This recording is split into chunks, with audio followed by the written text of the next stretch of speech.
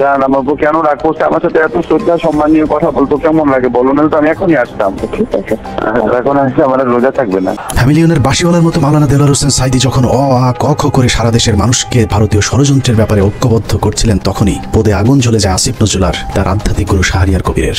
ভারতের বিরুদ্ধে গর্জে ওঠা সাঈদী ৮০ দশক থেকে এদেশের মানুষকে ভারতীয় ষড়যন্ত্রের বিষয়ে সচেতন করতে থাকেন। গল্প কেচ্ছা কাহিনীর পরিবর্তে কোরআনে বিদ্যমান রাজনৈতিক এবং অর্থনৈতিক তফসিরের মধ্য দিয়ে নতুন ধারার কোরআনের মাহফিলের যাত্রা শুরু করেন আল্লামা দেলোয়ার হোসেন সাঈদী।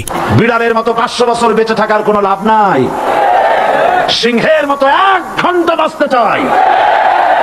দলমত নির্বিশেষে সকলের কাছে সাঈদী যখন সমানভাবে সমাদৃত হয়ে উঠতে থাকেন, তখন 1989 সালে আসিফ নজরুল প্রথম ব্যক্তি যিনি তার পত্রিকার পৃষ্ঠা জুড়ে এক মিথ্যা সংবাদ ছাপান, যার শিরোনাম দেওয়া হয় সাঈদী সমাচার এক ধর্ম ব্যবসায়ীর উত্থান।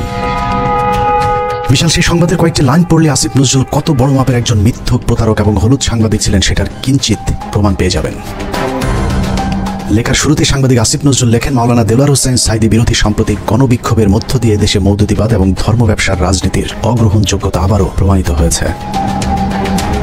সিলেট, ঢাকা, চট্টগ্রাম সহ দেশের বিভিন্ন স্থানে জামাতের মঞ্চনায়ক সাঈদীর বিরুদ্ধে স্বতঃস্ফূর্তভাবে জনমত গড়ে উঠেছে।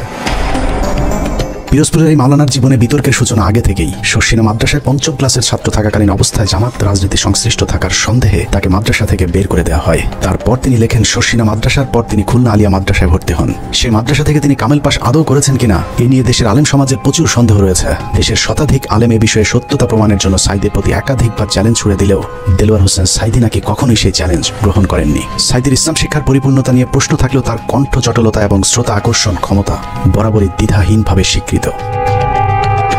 বিভিন্ন টকশোতে ব্যক্তিগত আক্রমণ করার বিরুদ্ধে সবক দিয়ে আসিফ নজরুল তার সেই লেখায় দেলোয়ার হোসেন সাঈদীকে চরমভাবে ব্যক্তিগতভাবে আক্রমণ করেছিলেন। তিনি লিখেছেন, বিভিন্ন সূত্রের দেওয়া তথ্য অনুযায়ী স্বাধীনতা যুদ্ধের আগে কণ্ঠ সম্পদকে অবলম্বন করে সাঈদী পিরোজপুরের গড়ের হাটে সুর করে আতর তসবিহ ধর্মীয় পুস্তক বিক্রি করে জীবিকা নির্বাহ করতেন।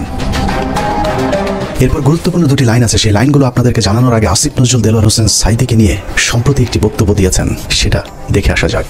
একমাত্র দেলোয়ার হোসেন সাঈদী ছাড়া আমার জানা মতে আর কি বাকি সবারই আপনার যতটুকু আমি পড়াশোনা করেছি ইনভলভমেন্ট ছিল। হঠাৎ করে দেলোয়ার হোসেন সাঈদীকে নির্দোষ দাবি করা আসিফ নজরুল 1986 সালে কি বলেছিল সেটা তার সেই লেখাতেই রয়েছে। আসিফ নজরুল প্রথম ব্যক্তি যিনি দেলোয়ার হোসেন সাঈদীকে যুদ্ধাপরাধী হিসেবে অভিযুক্ত করেছিলেন। তিনি লিখেছেন, সাঈদী স্বাধীনতা যুদ্ধের সময় পাক হানাদার বাহিনীর প্রত্যক্ষ সহযোগিতায় লিপ্ত ছিলেন। তিনি ধর্মের দোহাই দিয়ে গনিমতের মাল হিসেবে গড়েরহাট বন্দরের হিন্দু সম্প্রদায়ের বাড়িঘর লুট করেছেন এবং মদন নামে একজন হিন্দু ব্যবসায়ীর দোকান ঘর ভেঙে দিয়ে নিজের বাড়িতে নিয়ে গেছেন বলেও দাবি করেছেন আসিফ নজরুল। মুক্তিযুদ্ধের পর সাঈদী দীর্ঘ সময় পালিয়ে থাকেন এবং 10 বছর পর নাকি নিজ গ্রামে আসেন। পুরো লেখার শুরু থেকে শেষ পর্যন্ত পুরোটাই সাঈদী সম্পর্কে যা কিছু বলা হয়েছে সব ডাহা মিথ্যা। আর এই হচ্ছে আসিফ নজরুলের সাংবাদিকতার নমুনা। আসিফ নজরুল নিজের খোলস পাল্টানোর সময় মাঝে একবার এই লেখার ব্যাখ্যা দিয়েছিলেন, যেখানে তিনি বলেছিলেন শাহরিয়ার কবিরের দ্বারা প্রভাবিত হয়ে নাকি তিনি সাঈদী সম্পর্কে এসব লিখেছিলেন। কিন্তু এটা শুধু একটা চুরি কিংবা ছিনতাইয়ের ঘটনা নয়। এই লেখার মাধ্যমে দেলোয়ার হোসেন সাঈদীর বিরুদ্ধে যুদ্ধাপরাধের অভিযোগ উঠতে শুরু করে এবং তারই ফলশ্রুতিতে আওয়ামী লীগ সরকার দেলোয়ার হোসেন সাঈদীকে আটক করে এবং দীর্ঘ 1 যুগ জেলখানায় বন্দী থাকার পর শাহাদাত বরণ করেন দেশ বরেণ্য এই আলেম। আসিফ নজরুলের এক লেখায় একজন নিষ্পাপ মানুষের জীবন কেড়ে নিয়েছে। অতএব দেলোয়ার হোসেন সাঈদীর হত্যাকাণ্ডের জন্য আসিফ নজরুল প্রত্যক্ষভাবে দায়ী।